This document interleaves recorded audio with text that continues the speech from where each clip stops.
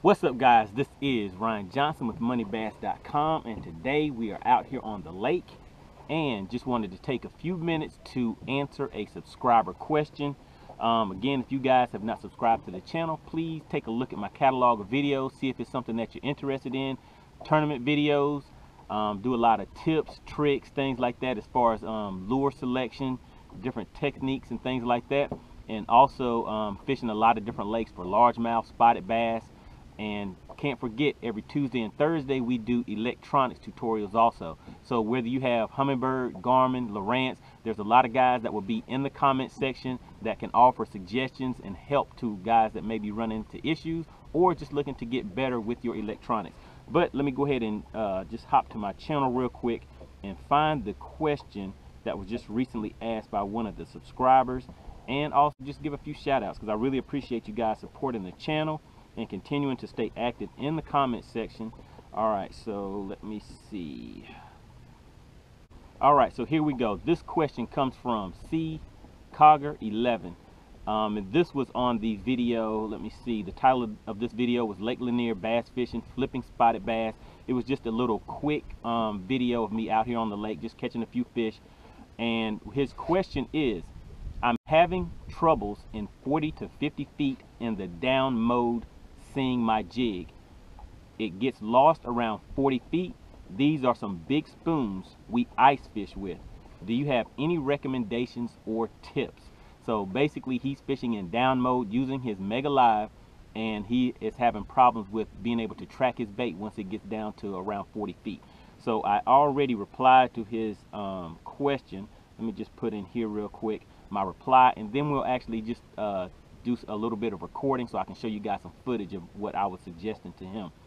So I replied, thanks for the reply. So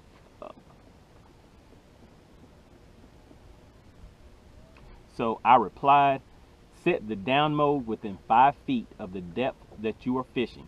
Set the sensitivity high and adjust the contrast to what it takes to see your lure, even if it brings some interference slash noise. Are you using it in down mode? I'm figuring that he's using it in down mode since he is ice fishing. But one of the key things that I would say in that statement is a lot of guys are just so focused on getting a completely clear image. But you have to remember that in order to get a completely clear image, you're cleaning up other noise and other things on the screen that could affect the visibility of the structure, cover, or the fish that you're seeing on the screen. So for me, my main focus is, can I see the fish? Can I see the structure? Can I differentiate those between the noise or anything else that I can see on the screen? If that's the case, I don't really spend too much time trying to tweak everything to get it exactly perfect, because as you hop from spot to spot, this may not be the case with ice fishing as much, but in bass tournaments or bass fishing in general, for me, I like running and gunning, hitting a lot of different spots. So when I get to those areas, I will adjust my settings based on what I'm seeing at that time. So one of the things that I would say is, in one of the previous tutorials, I showed you how you can get a setup to where you can run your electronics at home and just get used to practicing if you want to go from screen to screen, or adjusting those settings, the water depth, the range, sensitivity, contrast, those main things that you need to adjust while you're out on the water. Just get used to finding those screens very quickly, and that way it will become second nature when you're out on the water, and it won't be something that is kind of tedious and kind of, you know, it makes it not to where you will just readily do that whenever you need to make those adjustments. But that was the answer to my question, and let me just see, because he did reply back, and his reply is, let's see, thanks for the reply. I knew you'd have an idea because you're always chasing those bass in deep water. Yes, I do like to fish offshore. Yeah, I had the Mega Live in down mode. It seems to be about the same as forward for me as far as when I am losing my jig. Thanks again. I'll try the high sensitivity and lower contrast. Okay, so and generally I would say that range right now is, especially in forward mode, because that's what I use more often. Whenever I'm going to use something in down mode, I really prefer to use my sonar in order to track my bait. But using the sonar in combination with the Mega Live is definitely a good deal. So let's go ahead and take a look at how these settings and how this actually affects things out on the water, guys. All right, so let's go ahead and get this transducer into down mode. And of course, everybody knows there's some settings right under here. You guys that are ice fishing, you pretty much know that the down mode will be angling it straight down. So that's basically how you put it into down mode. In case any of you guys didn't know, these right here are the wet sensors. This is what lets the unit know that it is in the water, and it will activate and show up on your screen. All right, let's go ahead and drop this back down now, and let's take a look and see how we can track our lure in 40 to 50 feet.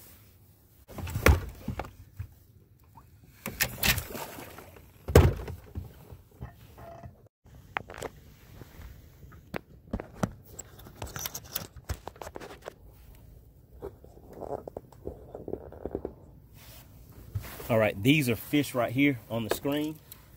I'm going to drop this spoon down here, and let's see how far we can track that spoon down. You can see that spoon falling. Uh-oh. I have this thing on spot lock, and it kind of moved off of my spot. Because it moved, I lost track of my bait. All right, now that is a big fish, guys. I don't know what kind of fish this is. Has to be a striper.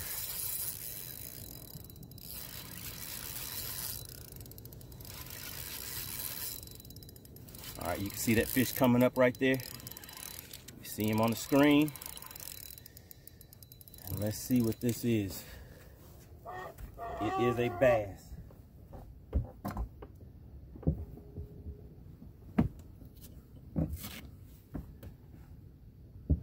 All right, there we go. This is the spoon that I'm using. Nothing too big.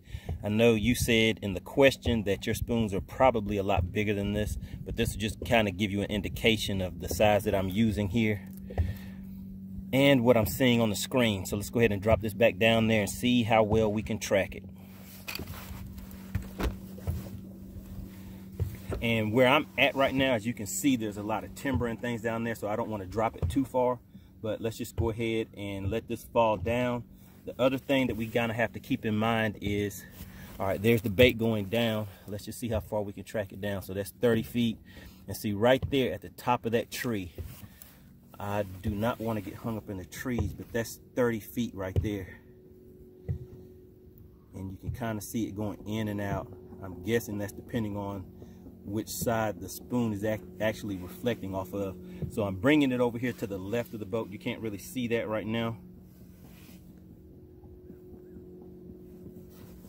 but let's see. Let me bring it back up again. Maybe I'm away from that tree. If I'm away from that tree, then I can drop it back down a little bit farther. But I do not have the settings tweaked all the way in too good right now, guys. I've just been kind of messing around with it. But you'll see the spoon is kind of falling off and going to the right. And I think that's because the boat is kind of moving. Let me just kick it over just a little bit and see. So, all right, so there it goes, sitting right at that 30 mark. Let's drop it on down to 40. All right, it's at 35. And again, I'm drifting, guys. Okay, there we go. So you can see it right there at that 40 mark. And like I said, there's timber down there. So pull it on back in. Start showing up real bright again right around that 30 mark, and you can see it on my sonar. My sonar is not set up either, but it's good enough to give us an indication of where we're sitting at. So right there, that's right at about 40 feet.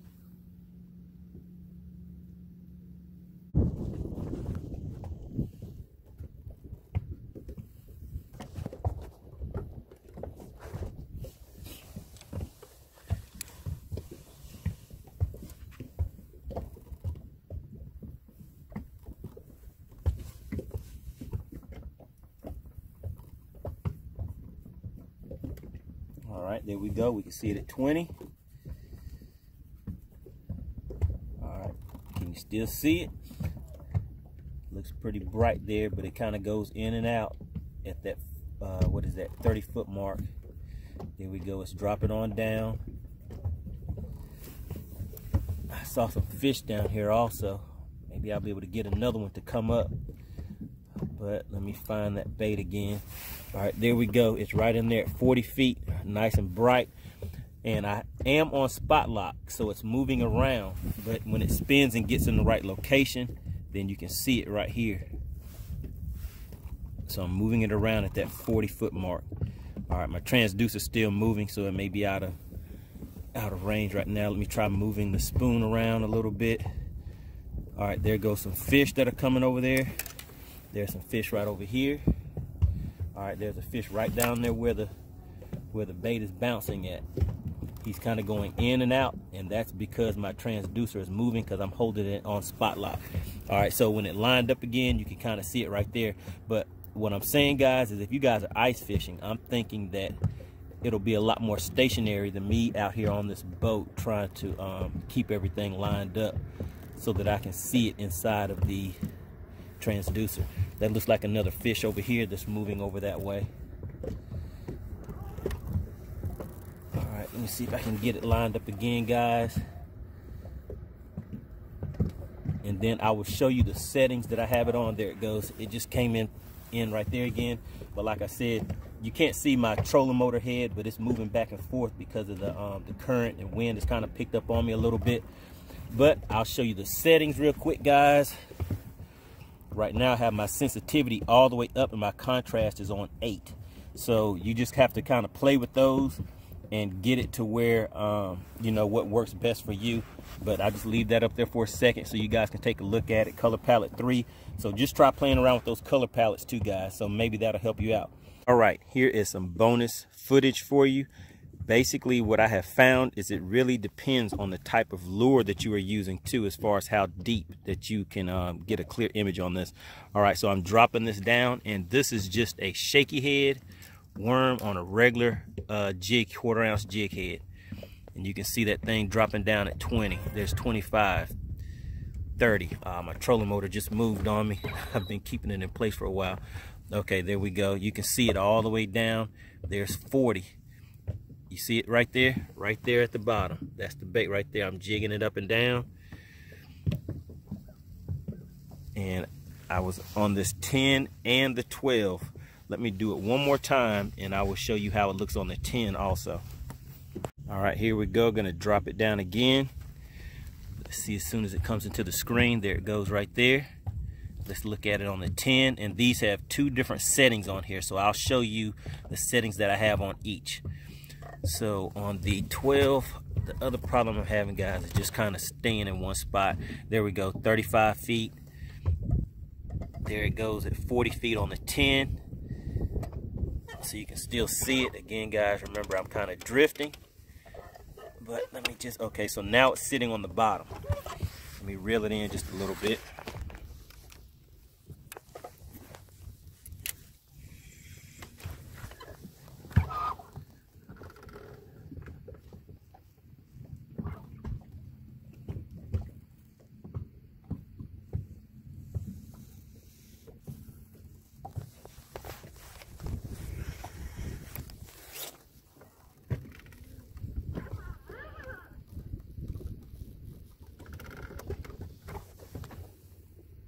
Okay, there we go. I had to reel it in a little bit. There it is at 35, 40.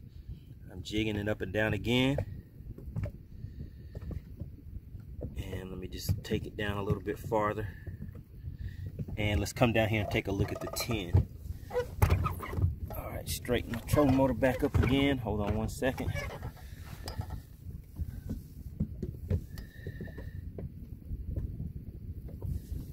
All right, so we can see it on that 12. And like I said, I'll show you the settings in just a second. So that's at 40 feet. And there it goes on the 10. So you can see it a little bit better with the settings that I have on that 12. There it goes again, guys. Right at 40 feet.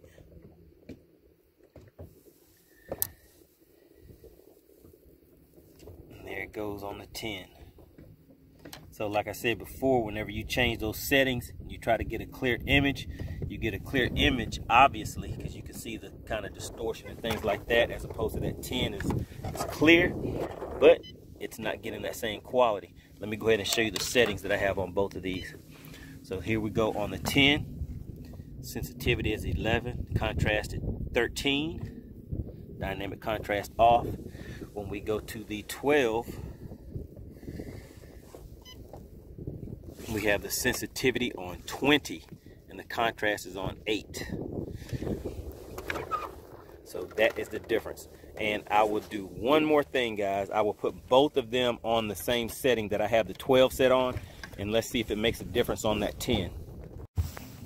All right, so here we go. Have both of the units on the same setting. Sensitivity 20, contrast 8. That's the 12.